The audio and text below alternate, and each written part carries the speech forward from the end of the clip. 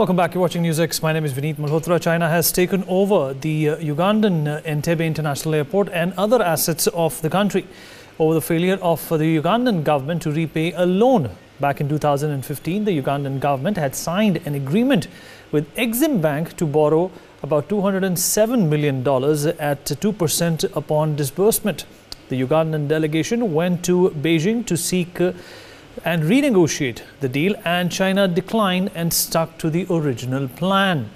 Entebbe International Airport is Uganda's only international airport and handles over 1.9 million passengers per year. What is this going to in fact entail for Uganda, a country which has already been struggling with the debt-related issues when it comes to China? And let us also not forget the case of Sri Lanka and the Hambantota port, where China literally arm twisted the country into giving that particular port out for a 99-year lease. We'll talk about this with our guest. Joining me on the show is Dr. Sharad Kohli, senior economist. Also with us is Prasun Sharma, China and foreign policy expert. Dr. Sankalp Kumar, China and foreign policy expert, also joins us on the program. Pathikrit Payne, strategic and international affairs expert, is also here. Gautam Mukherjee, senior journalist, is also joining us on the platform. Pathikrit, let me start by asking you a very simple question. What we are seeing in Uganda, is very similar to, what countries like Sri Lanka have faced in the past. This is a debt trap which has become some sort of a pattern with China. They usually take on properties and units which are debilitating and could be declared sick assets in the future.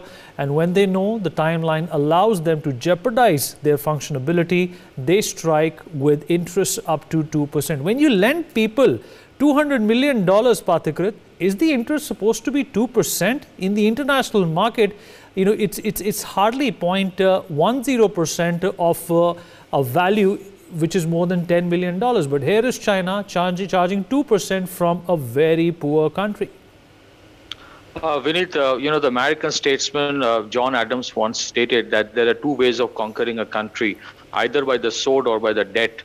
And this is what the Chinese have been doing for a long time. You're right that when it comes to the interest rate, there is a notion that the Chinese loans are low interest rate, which is not. They actually, give you loan at a market rate of interest, and the interest rate goes up if your credit appraisal is poor. And let me tell you, when the Chinese give loan, they actually don't do any kind of credit appraisal, or they don't care if the credit worthiness of the borrower is good or not, because the more the state is vulnerable, the more the Chinese lend them, because it increases the leverage of China on that country. So to take over assets. So, we generally talk about the Hambantota port or the Uganda port right now. There, in Tajikistan, what the Chinese did, the Chinese took over 1158 square kilometer in the strategic Pamir Mountains from Tajikistan, because the Tajiks could not pay back a certain amount of loan they had taken. And they also had to give concession to the Chinese, for mining of gold, silver, and several other minerals. In case of Hambantota port, we generally know about the Hambantota port that has been taken over a 99-year-old lease. In addition to that, they have taken over 66,000 hectares of land.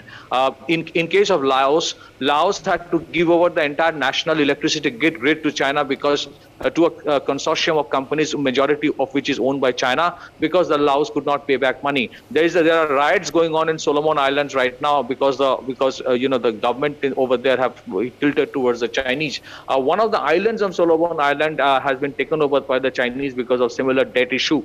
In case of Maldives also, they have done something similar.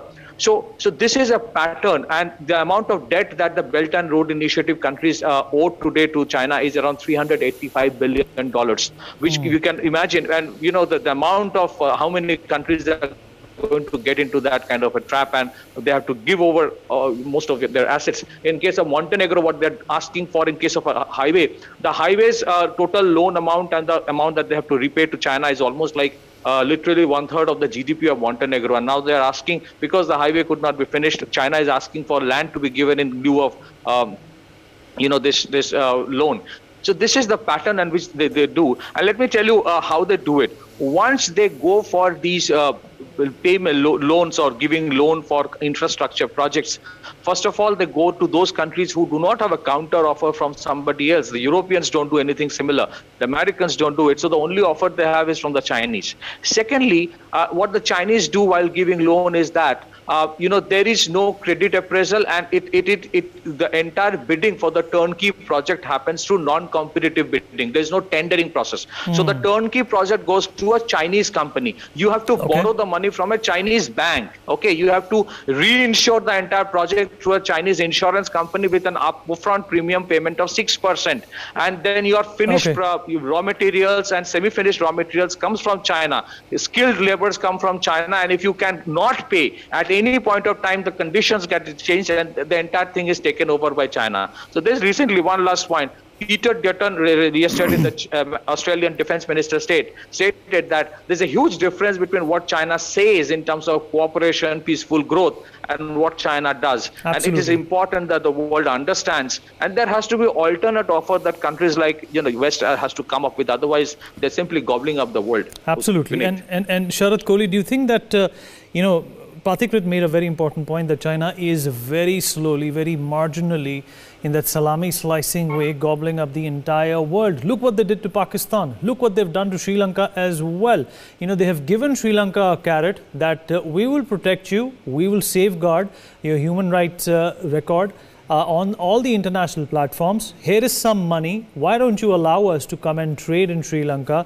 But you can't say anything against us to anyone. If you want to be our ally, we will give you money, but it has to be at our own terms. This is a kind of usurping that China has been doing, but the world at large, Sharath, has not been able to do much about it. In fact, the airport in Uganda was not also a part of an international protection which is lent to almost all the airports throughout the world. Well, Vineet, I've given a new term to this Chinese policy. I call it financial colonialism. You're trying to colonize the places by showing your financial muscle. But somehow I feel I have a slight difference of opinion. I don't think this policy of financial expansionism, expanding via giving loans, mortgaging the airports, mortgaging ports, and so and so, it is not going to last. And here is I've got a very good reason to say that. Because the internal situation in China as of now, especially on the economic and financial front, is not hunky-dory. I mean, it is facing a huge financial crisis. The only difference is why we are talking about it right now. We are talking about Chinese economic and financial might by way of giving loans to these poor countries, is because China is an opaque economy. I mean, we don't know the truth. But for people who are day and night involved in economics and finance, who day and night keep searching and looking for information, I think it is no secret. The fact of the matter is, Vineet, that China is in a huge financial crisis. What surprises me is a country which is internally, domestically in such a big financial crisis can still afford to negotiate or leverage its loans that have been given. And mind you, these loans have been given, Beneath, over the last few years. If we talk of China today and we talk of China probably 10 years ago, there is a sea of difference. Why 10 years? Let me put 5 years ago or 2 to 3 years ago. China has gone through a paradigm shift, I would say, in terms of its economic and financial health. It is no more, take it from me, it is no more the China that used to be pre-pandemic. China has hurt itself more than the rest of the world because of exporting this pandemic to the rest of the world. I mean, the loans have been given. The fact of the matter is, if the loan is given, it is given. I mean, the country is supposed to repay. The loan terms are crazy. There is no doubt about it. But the fact is that China has mortgaged those properties, portions, chunks of those countries in its own name. And there is a condition in the loan agreement. I would love to bring on record, Vineet, one day, if we can lay our hands to, because I've got an unofficial version, which I cannot, of course, let it go public.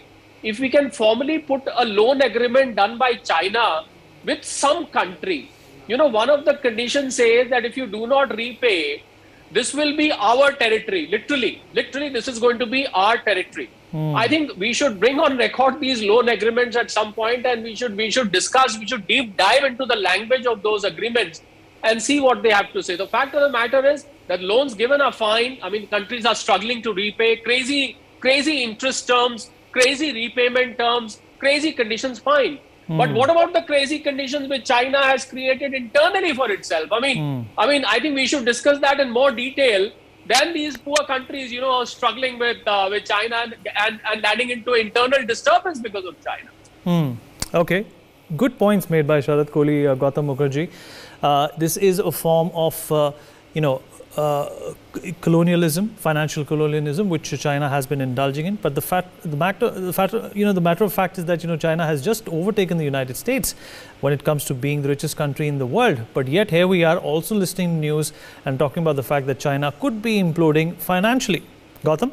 Vineet, before Gautam comes in, Gautam, I beg your pardon. Can I just add a sentence before I forget? Because I know. Go ahead. Quickly. I love to hear from Gautam, but this richest country in the world is a sham. Vineet, McKinsey did this report. McKinsey is under question. The credibility, reputation of McKinsey, which it has built in all these years. This has been another case like a WHO or an IMF, somebody playing to the tunes of China and giving a report.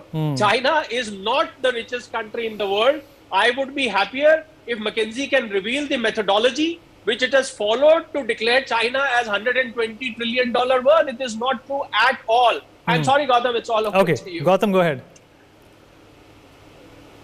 Gautam, if you're there with us? You're on mute, Gautam. Gautam, unmute yourself, please. Yes. Can you hear me now? Yes, loud and clear. Yeah. Now, taking on from where Sharad left off, please note that in the McKinsey report, 68% is based on property values which are opaque, subjective, etc. Particularly when you've got loads and loads of ghost cities and the like in China. Now, coming to this particular conundrum in Uganda, in Sri Lanka, in Laos, in whichever country you look at it, sooner or later, two things spring to mind. The people who signed this in the first place must have been very thoroughly bribed, because even a classmate student wouldn't sign agreements of this order. Having said that, I wonder if it isn't time to question all Chinese agreements with third countries as a breach of international law. The first thing that is not allowed is that you cannot impinge on other countries' sovereignty. This is not the 18th and 19th century where you could get away with it. Today, you're taking over ports, you're taking over airports, you're taking over tracts of land. This is illegal and will not be sustained in law if the other Western Union countries decide to do something about it.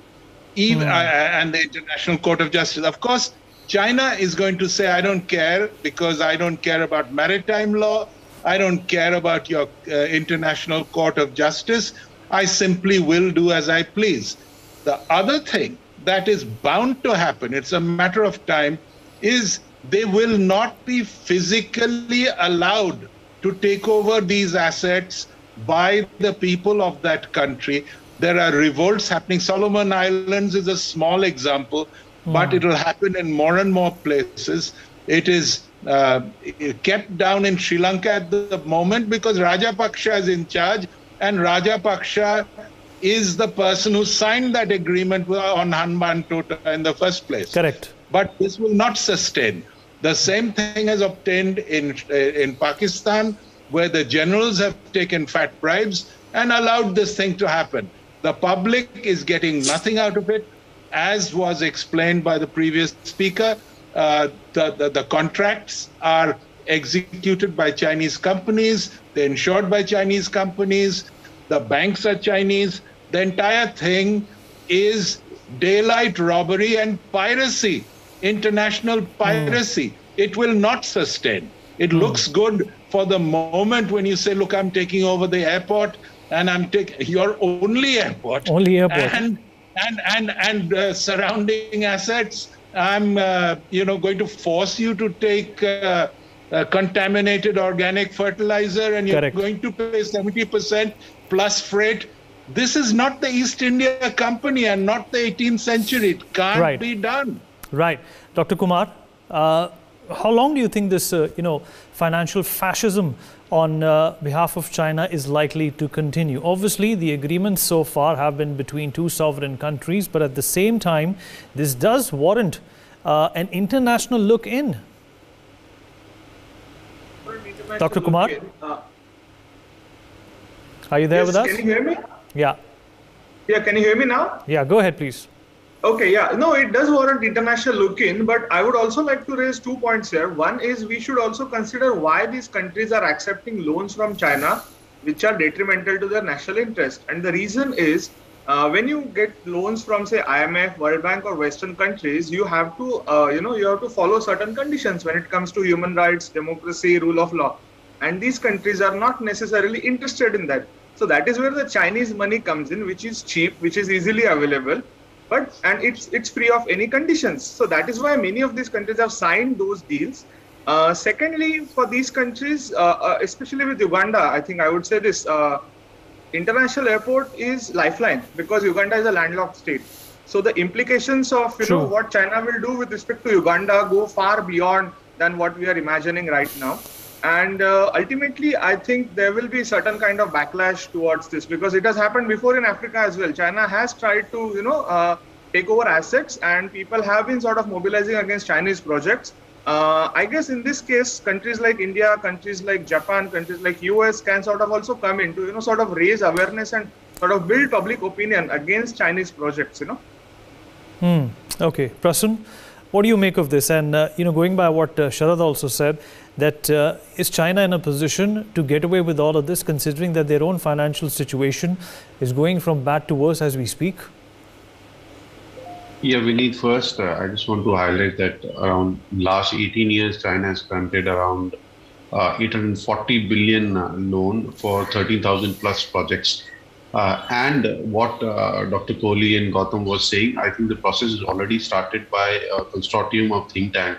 They have evaluated 142, contracts of China with various countries for these infrastructure projects. And in these projects, they have found 90% of the contract has some kind of clause which says any changes in the policy within China will allow them to ask the receiver to repay immediately or give the collateral. So that's, and they use these terms not only for economic benefits to influence their foreign policy, to influence their economic policy also, these countries. Other alarming analysis which comes out is 30% of that contracts have clauses which initially takes control or partial control of the collaterals before giving the first tranche itself. And when they compare with the multilateral loans given to the countries, only 1% of the loans given from multilateral forums have these kind of conditions, that too also for a war-ridden or a no governance kind of countries. So China is flamboyantly misusing these, and I think all the panelists mentioned the reasons why, because there is a little options for other countries, and China is using this for their other instruments also. Out of this 840 billion loans which they have given, around more than 50% of them has been given by BRI. And if you see the current resolution, only once they have mentioned about BRI, so that BRI is also a collapse. So what Dr. Kohli is saying, that their internal financial health is also not good. Okay, all right, that's exactly what the point is here, that why does China still continue to lend money when there will be a time sooner than later when they will be running themselves from pillar to post, trying to safeguard whatever little is left with them. We're going to take concluding thoughts from all our guests, quick closing comments, and then we're going to wrap up this conversation, starting with Pathakrit. Vineet, Sharad talked about, if we can get hold of an agreement, it's very difficult because there are so much stringent confidentiality clauses that are attached to those, all the agreements, that most of the time, even the debts are hidden debts. They are not made public by the government itself, and they're made public only when everything is over. Secondly, I think there might be a tendency of China as they have more of internal crisis within China. They might try to give more of these loans because all these agreements and loans and the business they try to do, ensure business for the Chinese companies tend to increase because of these loans, because everything goes to the Chinese companies. The host country doesn't get anything. And third is that this is weaponization of debt, because then they force these countries to vote in favor of China in all UN votings. And this is how they are actually doing some kind of these are strategic in nature. This is not purely for business. Okay. And remember, China doesn't do FDI. Most of the time, it's no foreign direct investment. This is just loan and giving infrastructure, which many of the time the countries don't even require, where they're being made. Okay. Dr. Kohli? Well, I think I would like to add to what Pathikrit said about it is difficult to lay hands. Well, I think Pathikrit, on your behalf, Vineet, I can tell Pathikrit that NewsX is known for digging out into facts which no other channel probably is able to dig out. So who knows, one day we might be deep diving into one of those stupid loan agreements which China has made very soon to promote financial colonialism. I won't be surprised. So 165 countries, I was looking at the numbers, 165 countries have borrowed from China, and out of that 42 countries have borrowed, Vineet, more than 10% of their GDP. Now, answering to what Dr. Kumar was saying, that why would these companies like to borrow from China? And the simple reason is because China, doesn't impose the kind of conditions, Dr. Kumar, which IMF or World Bank imposes. I mean, China is not interested in looking at the health of the country. China is not looking at the fact whether the country can repay or not. And the very simple answer to that is that it wants the chunk of land, it wants the chunk of that airport, it wants the port straight away. It says, now I'm wondering a situation, Vineet, when it comes to country saying, no, we cannot repay now. What is China going to do? It is going to put its jhanda there and say, fine, this is Chinese territory from today, you bloody get out from here, or we're going to have our CCP rule in this particular area of the country. All right, I think that is the day we are waiting for, Vineet. Okay, quick closing comments from Gautam Mukherjee, Dr. Kumar and Prasun Sharma. 10 seconds to each one of you. We've completely run out of time, gentlemen. Yeah, well, the point about this is it cannot sustain, and to try and enforce it is well nigh impossible. When a country is on top, as it was 10 years ago, and people were thinking that, it's going to be Chinese worldwide rule, it's one thing. But when you're collapsing internally and externally, then everybody comes out of the woodwork with their knives and machetes, and they're not going to put up with it. All right. Okay. Dr. Kumar, 10 seconds, please. No more than that. Yes. It's bad optics, because next week China-Africa ministers will be having a summit. So it's absolutely bad optics. Very bad optics. Okay. Prasun, you get the last word. I think it's getting scary for China also. On the paper, they can get control, but on the ground, how they will be taking control, because the hostility will be increasing. All right, so China's financial implosion, internal implosion, in fact, is going to be a window of respite for all those poor countries who trusted China, yielded on China to bail them out of detrimental situations. Thank you, gentlemen, for being a part of this very indulgent conversation. For more such videos, subscribe to the NewsX YouTube channel, hit the bell icon.